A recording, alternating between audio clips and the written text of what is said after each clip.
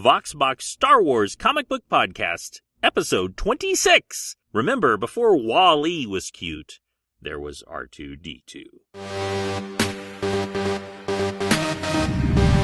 What is thy bidding, my master? There is great disturbance in the Force. The Vox Box Star Wars Podcast. Your source for Star Wars comics, news, and more. And now your host, Michael Corley.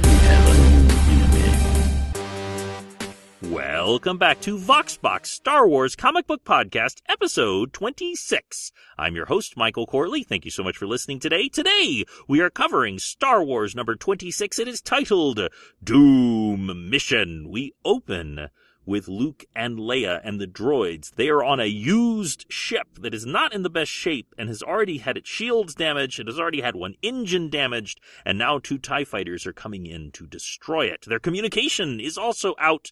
They are failing. Luke is saying even the Force couldn't save us.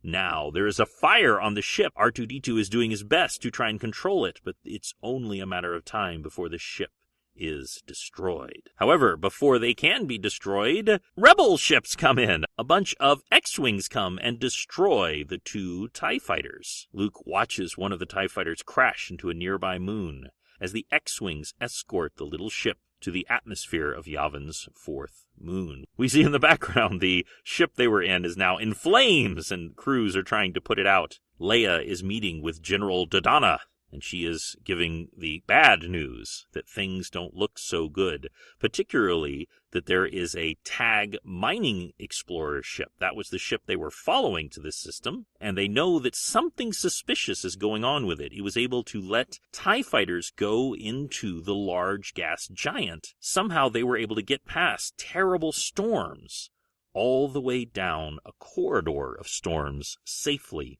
They don't know what's going on, but they know this is where the TIE fighters that have been attacking the base were coming from. As usual, Luke is more than ready to get some action. He is already getting into a Y-Wing and asking R2-D2 to be put in a droid slot. He goes back to the TIE fighter that he saw crash on the moon, and he's come to check it out. He's wearing breathing equipment so he can get safely around on this small moon. R2-D2 is coming with him to check out the ship when they see there's a proton-charged detonator. R2 is trying to disable it, and that's when a figure comes behind a rock and says, "Blasted little droid, broke the transmission!" And he shoots R2-D2 with a Luke Skywalker is able to kill the attacker, but R2-D2, the lower half of his right side, is now slag. The deck officer is telling Skywalker that, look, I know you're fond of the little guy, but, there's a lot of other droids that are perfectly working that need spare parts.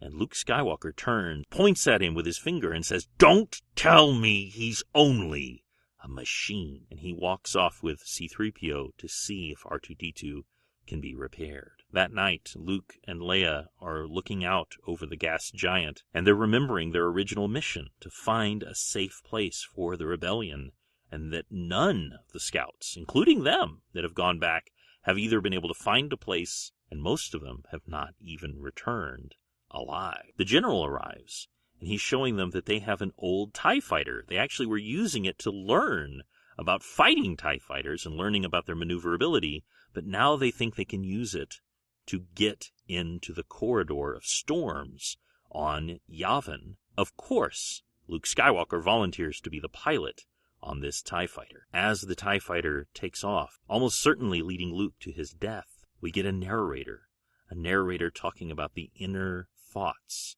of Princess Leia. And that means that it's time for Dramatic Reenactment. Luke climbs into the one-time Imperial craft and is towed outside. Moments later, he roars into the night sky above the 4th moon, racing toward whatever destiny waits on the far side of Yavin. Within the ancient ruins, another silently thinks what General Dodonna has put into words. She has not trusted herself to watch the actual launch. What kind of example would she be if a princess, senator, leader, and symbol of the Rebel Alliance showed that she cries? that haunting Narration over Leia was read to you by Becca Benjamin. Becca is a blogger and guest on multiple shows. I heard her on the Idiots Array podcast just recently. Fun fact, Becca is the personal author for Steven Anderson, illustrator for Lucasfilms. You can find out the many, many blog posts and guest hosts she's doing by following her on Twitter. Her handle is URAngelB. That's URANGLEB. And I'll link that to you in the post for the show. Thanks, Becca. That was an awesome reading. But Leia isn't the only one holding a vigil. We see C-3PO. He is looking over the damaged form of R2-D2. He's saying, "Now, where's all your adventuring gotten, you R2-D2? Even I don't have the components needed to fix you. Can't you even bleep, R2? Call me a carbon-scored crybaby? I won't be able to bear it." We cut to Luke Skywalker, and he is making his way to Yavin.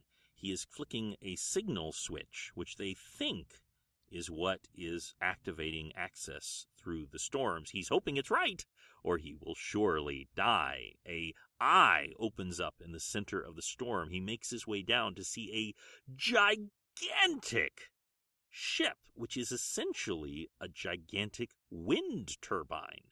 And in fact, that's what Luke says. It's some kind of giant turbine stirring up the gases, creating its own storms.